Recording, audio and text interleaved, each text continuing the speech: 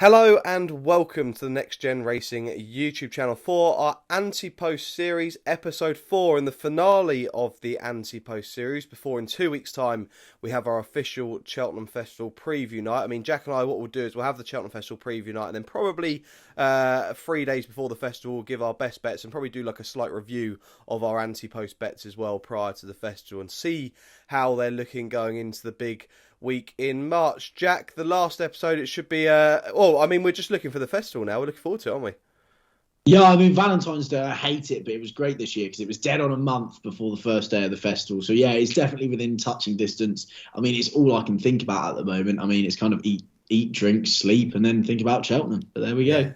Exactly. And look, Jack and I usually we put up a couple of selections each, thinking each episode we've put up 2 each, but this week Jack will be putting up 3 selections with only a month to go until the festival. So Jack, I will let you kick things off. Who is the first selection in the final episode? We'll start off with one who I think has a good chance. We've already got Hermes Allen in the bank at 10-1 for the Ballymore, but I think Impero Pass is probably his biggest danger. He's currently, I think he's 5-1 in a place, but we're going to take the 4-1 non-runner no bet just in case he does opt for the Supreme. I don't think he will opt for the Supreme, but he's got a really nice turn of foot. I think if there is going to be one who manages to pick it up from the back behind a Hermes Allen and a Champ Carly, it is going to be an Impero Pass. I mean, usually the last few years, you've had to be able to have a turn of foot to be able to win this. I mean, I think the average finishing speed of the last 4 or 5 years is about 106%, 105, 106%. I think the turn of foot he showed at Punchestown in the Grade 2 last time out to beat the Model Kingdom, who I don't think is a bad horse in herself, is a good piece of form. I think Impero Pass, he clearly is the best jumper in the race as well. I mean, if you watch his last 2 runs, I think the Model Kingdom perhaps slightly flatters him because he didn't jump very well at all. But I think Impero Pass is a great jumper. He clears his obstacles very well. If they do send him to the Supreme, I think he's definitely going to be able to fluently clear the obstacles and attack them very nicely. But I think over a fence next year, over the middle distances, around 2.5 miles, I think he's going to be a cracking prospect. But I think Impero Pass for the boys in green looks like a good one for the Ballymore. Yeah, it does look very impressive. And yeah, look, a fair price, 4-1 non-runner no bet for the Ballymore for Jack. Now, my first selection is going to be a really interesting one because it comes in a race that most people absolutely hate at the festival, and it is the Hunter's Chase. And I'm going to do it one last year. Can we do this one last time? And this is it. And you know exactly what's about to happen, Jack, and I don't even have to tell you. But David Maxwell is going to win the Hunter's Chase. Finally, we're going to get to see him raise the roof at Cheltenham. He's going to be lifting the Hunter's Trophy up in the air aboard Bob and Co, isn't he, Jack?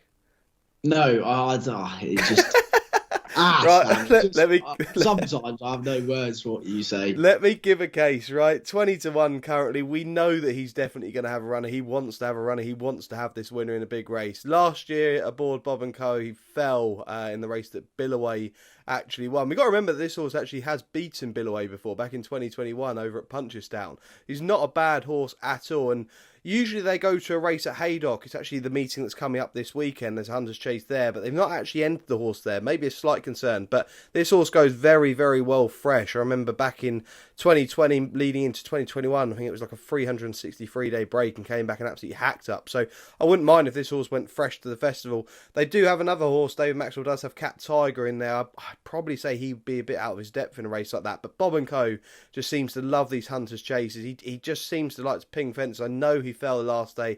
I thought he was very unlucky at Cheltenham. I really did think he was well backed. He went off 11-2. But this year, I just think the money's going to come again. 20-1. He's going to turn up, and David Maxwell will finally win the Hunter's Chase. And I will now say now that next year, if he doesn't win it this year, I will not put him up at any stage for the 2024 festival. I promise. Is that a promise? That's a promise. Yeah, I will never tip a David Maxwell horse ever again for the Cheltenham Festival. Right, Jack, moving into your second selection, which is a race that we're both going to have a selection in this week. It is, and I mean, goodness me, I got a little bit of stick for saying it. I think everyone kind of thought I put up a 3-4-1 shot, but Hitman is still 25-1. He's 20-1 non-runner, no bet for the Ryanair, and I think I've been saying it to you the whole time. You did mention Fakadu Dari as the perfect Goldilocks horse last year, and I think he's an exact same example of that. I think he doesn't stay 3 miles. I think the drop back to 2.5 is going to suit. The main worry is, of course, he doesn't have that Cheltenham piece of form that you would like when going to a Ryanair. But look, I mean, at Newbury last time out, he travelled an absolute dream. I think he's a fantastic jumper, but he ultimately didn't stay 3 miles. He was beaten by Zanza, and of course you can grab that form because Zanza's a Grade 2 winner. Who would have thought, eh? But look, he was well fancied at Kempton for the King George. He went off 11-1, blundered the 11th fence horribly, was completely out of the race from them. But Haydock in his penultimate start, he absolutely hacked up beating Ern River, who's out this weekend as well. And I think perhaps he's actually a little bit better going left-handed. I know he was beaten in the Old Roan by Riders on the Storm, but I mean, he was giving him, I think it was £23 that day, or £21 that day. So I think he was definitely closing at the line. I think he's just come on leaps and bounds this year. And even last year as a 6-year-old, he did push Fakadu Dari. I know he was beaten 5.5 lengths, but he went odds on in play for the Melling Chase that day and just didn't find as much as Fakadu Dari as an inexperienced 6-year-old. I think he's matured a lot. He's now 7. A lot of people say he doesn't like a battle, which is fair enough. But I think hopefully if he is a front runner like we know he can do, I think he may be able to gallop them into submission. And if Fakadu Dari's 3-1, I really don't see how Hitman can be 25-1. We know it's the plan. We know he likes going left-handed. We know he can go 2.5 miles. He does have the question to answer if he can handle Cheltenham. But I think at 25-1, he's a very good price.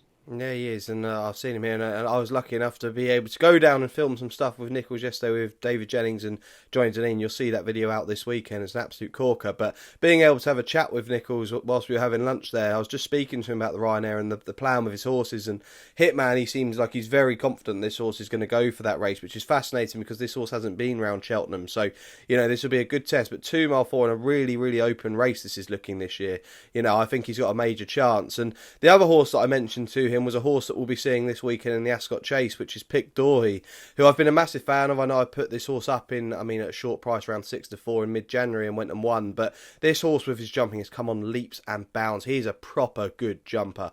And speaking to Nichols, it was kind of like, but because of the fact Allaho came out, he was more tempted to go to the race with both of these, Pic D'Orhy and Hitman. I think that if Allaho had stayed in here, I think he would have been certain to say Pic D'Orhy would go to the Ascot Chase, then it'd be all systems go for Aintree. But I just think that now he's kind of thinking, could I send both of these horses here and just give them a run? There's no reason why you can't run them at both festivals, is there? Really, I mean, you can still run them at Aintree after Cheltenham, but with regards to Pic D'Orhy, he seems like Hitman is the definite number one that he wants to send there. But if he were to send Pic D'Orhy, he's currently 12-1 Antepost. But I'm going to go with what Jack did in the Ballymore, and go for the 8-1 non-runner no bet. I think he's a cracking price.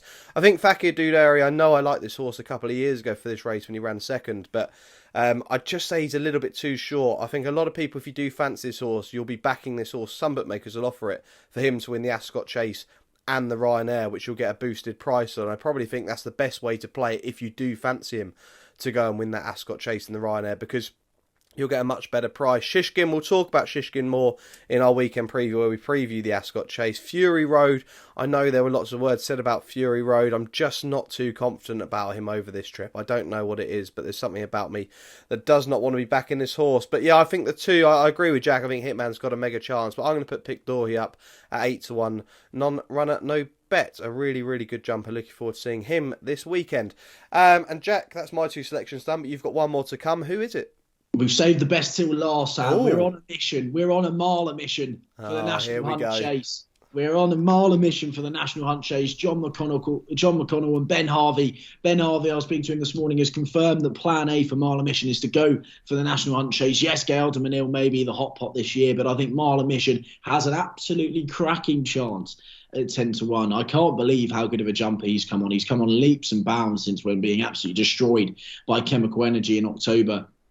At Punchestown over 2 miles 7, he looked like he was creeping forward. He recorded an RPR of nearly 130, but then at Navan next time out over 3 miles from the front, he jumped absolutely perfectly, beating Tenzing by 10 lengths that day. Ben Harvey on board. Then last time out, again against Churchstone Warrior, he jumped a little bit to his left at the last, ultimately finished second to Churchstone Warrior. But look, he's going to stay. He's given a mark of 145 in Ireland, so I was worried they might go to the Irish National, but it looks like this is the plan. I think he's going to stay from the front, and I think he's a cracking jumper. I think 10-1 for the National Hunt Chase. I know we already have Chemical Energy at 10-1 in our Antepost portfolio, but I really do think I'd rather be having Mile of Mission at 2-1, the place part of the bet, than having Gail de Manil at nearly even money. So I think Mile of Mission has an absolutely stonking chance in the National Hunt Chase.